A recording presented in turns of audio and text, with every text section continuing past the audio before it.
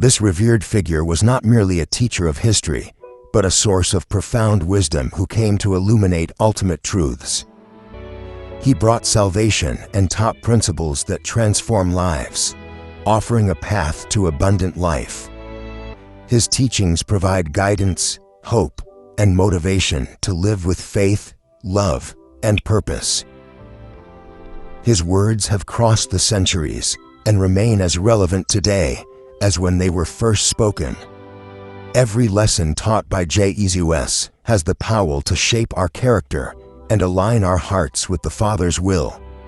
These teachings lead us into a fruitful and abundant life, guided by divine wisdom and love. When we look to his teachings, we find direction in times of uncertainty and hope in the midst of pain. His guidance provides motivation to live with unwavering faith, profound love, and a clear purpose. Following Jesus is more than a religion. It is a living relationship that touches every area of our existence. He shows us that true greatness is found in love, true freedom in truth, and true strength in abiding in him. Throughout these 32 lessons, we will dive into teachings that serve as a guiding light for our journey. May every word be an invitation to walk closer with God, reflecting the light of Christ in the world. Get ready to be challenged, comforted, and inspired, for in Jesus we find life, grace, and the way to eternity. His lessons are a journey to discover life, grace, and the eternal path found only in Jesus. First lesson: love God above all. Jesus said unto him, Thou shalt love the Lord thy God with all thy heart, and with all thy soul, and with all thy mind. Jesus teaches that loving God is the foundation of spiritual life. This love is not superficial, but it involves the whole heart, mind, and soul. To love God means placing his will first, seeking him in every decision, and trusting him in all circumstances. When God is at the center, our lives find balance, purpose, and direction. With leaps, this love frees us from living for ourselves and calls us to live for the Lord, recognizing that everything we have and everything. Second lesson: love your neighbor as yourself. And the second is like unto it, Thou shalt love thy neighbor as thyself. Matthew 22:39. To love your neighbor as yourself is to live out in a practical way the love we have received from God.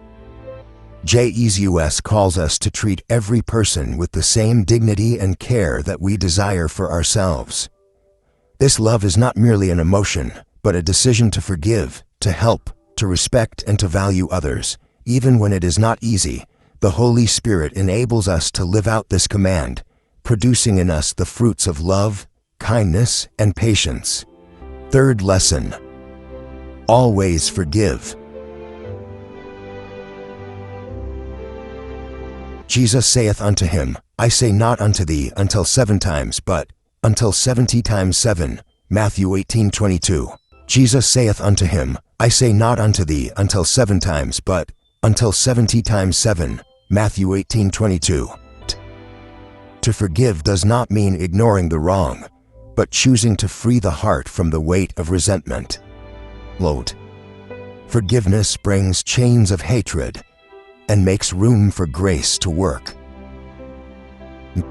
We are called to forgive as Christ forgave us, without reservation and with love. To forgive is to trust God's justice and to live in peace. Fourth lesson: be humble like a child. Therefore, whoever humbles himself as this little child is the greatest in the kingdom of heaven. Matthew 18:4. Jesus teaches that the path to true greatness in the kingdom of God is found in humility. A child represents simplicity, trust, and the absence of pride. To humble ourselves like a child is to acknowledge our total dependence on the Lord, and to seek not human recognition, but to please God. This attitude makes us receptive to His will and sensitive to His guidance. Humility opens the door to grace, strengthens relationships, and reveals the character of Christ within us. When we live in this way, we bear witness that greatness is not found in dominating others, but in serving with love and a pure heart. Fifth lesson: seek first the kingdom of God. But seek ye first the kingdom of God and His righteousness, and all these things shall be added unto you. Matthew 6:33. Jesus teaches us about priorities. Before pursuing material possessions or human security, we must place the kingdom first.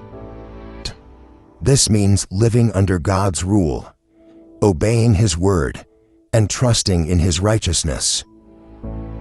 When the kingdom becomes our priority, everything else falls into place. And needs are met, decisions become wiser, and the heart finds peace. To live for the kingdom is to live for what is eternal, not merely for what is temporary. This choice transforms our lives and draws us closer to a profound destiny. Sixth lesson: do not judge others. Judge not, that ye be not judged. Matthew 7 verse 1. Harsh judgment goes against the spirit of the gospel. Jesus warns us that when we point out the faults of others, we often fail to recognize our own imperfections.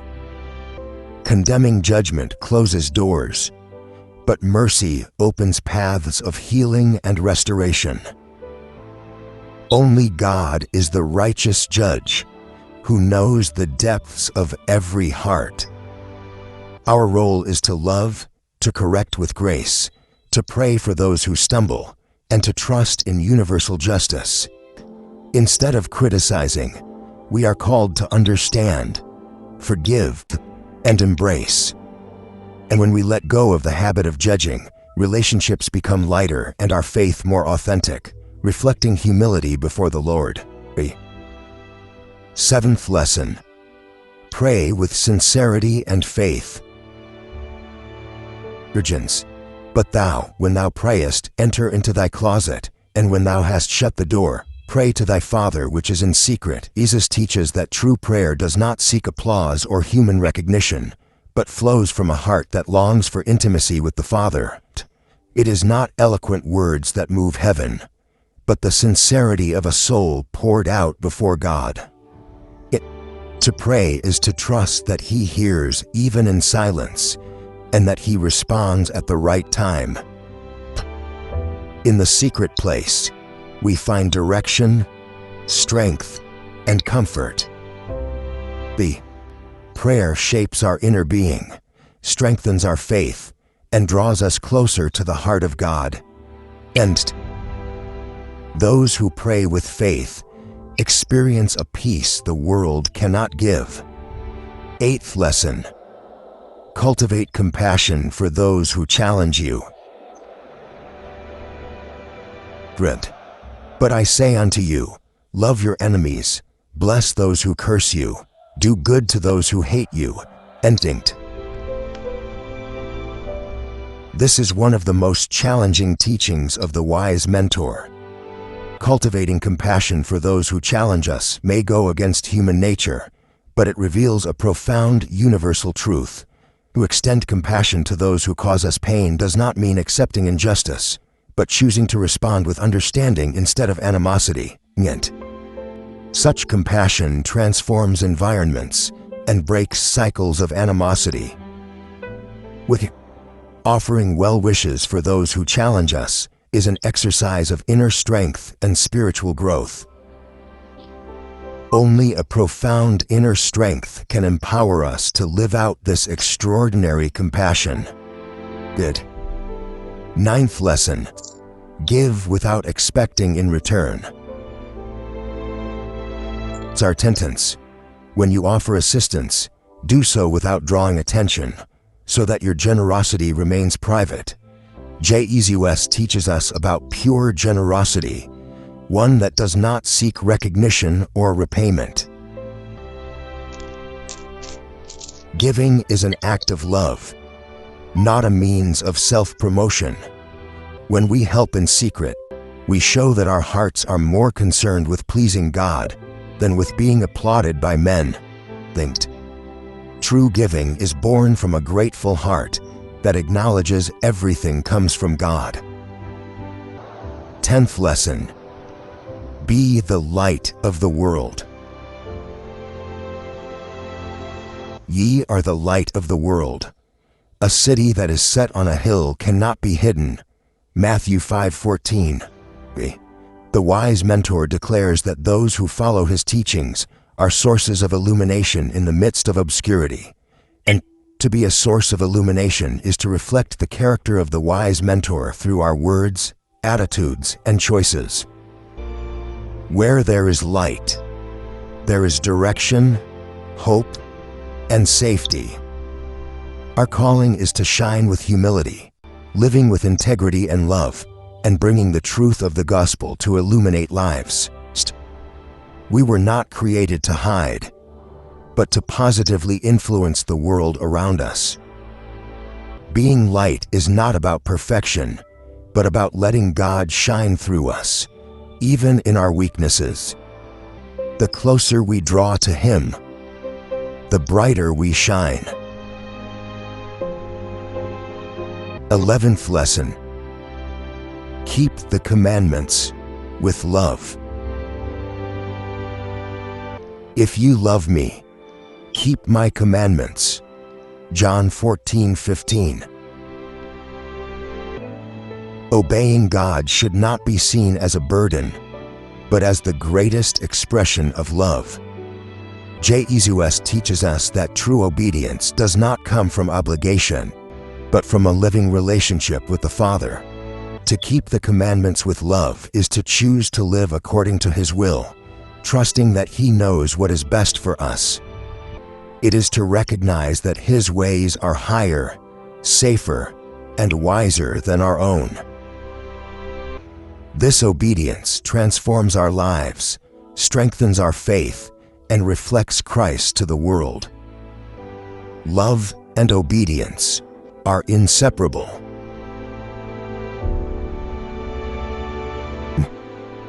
Whoever loves the Lord seeks to please Him in every word, thought, and action. 12th lesson: have faith like a mustard seed. And the mentor said unto them, because of your unbelief, for verily I say unto you, if ye have faith as a grain of mustard seed. The mentor teaches that faith, even in its simplest form, has power when it is rooted in a higher purpose.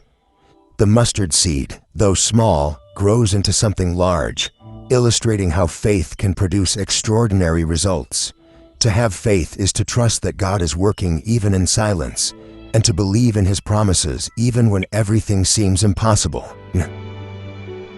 The value of faith is not in its size, but in its authenticity. A sincere faith opens doors, removes obstacles, and strengthens the heart. A higher power does not ask for perfection, but for a heart willing to trust that power fully. 13th lesson: live without anxiety. Therefore I tell you, do not worry about your life. Therefore I say unto you, take no thought for your life, what ye shall eat, or what ye shall drink, nor yet for your... Jesus invites us to rest in God. Anxiety is born from the attempt to control what only God can govern. He reminds us that the Father cares for the birds, and clothes the lilies, how much more will He care for us? To live without anxiety is to trust that God knows what is best, even when we do not understand the path. This does not mean ignoring responsibilities, but surrendering our hearts in peace. When we pray and trust, we exchange the weight of worry for the lightness of faith. Jesus calls us to live one day at a time with hope and confidence in His divine care.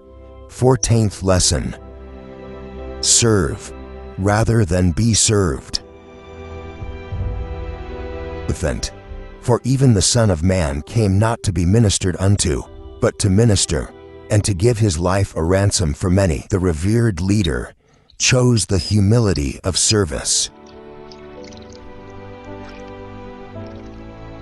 He washed the disciples' feet, welcomed the rejected, and gave His life out of love. Serving is the very essence of the kingdom of God. It is putting others above ourselves, acting with compassion, and not seeking recognition. In service, we find purpose and sow the love of God. When we serve, we become more like Christ. The world values status, but in the kingdom, the greatest is the one who serves with joy. Service transforms hearts, draws people closer, and reveals the character of God through our actions. 15th lesson. Walk in truth. And ye shall know the truth, and the truth shall make you free. John 8:32. The truth of Christ does not merely inform, it transforms. It enlightens the mind, heals the heart, and breaks the invisible chains that imprison the soul. Many seek freedom in pleasures, riches, or ideologies, but they only find new burdens. The spiritual guide teaches us that true freedom is born from encountering this path. To know the truth is to experience a living relationship with the Savior, who reveals who we are and who we can become in Him. Walking in truth means living transparently before God and men, without masks. It is rejecting the lies of the world and embracing the light that leads to eternal life. 16th lesson. Abide in Christ. And remain in me, as I also remain in you. No branch can bear fruit by itself, it must remain in. Jesus invites us into a continuous and deep relationship with Him. Abiding in Christ is more than believing. It is living connected to the source of life, day after day. It means trusting, depending, listening to His voice, and following His guidance.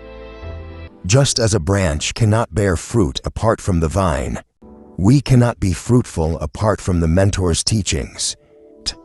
When we remain in Him, we receive strength, wisdom, peace, and direction. Even in struggles, we find comfort and hope.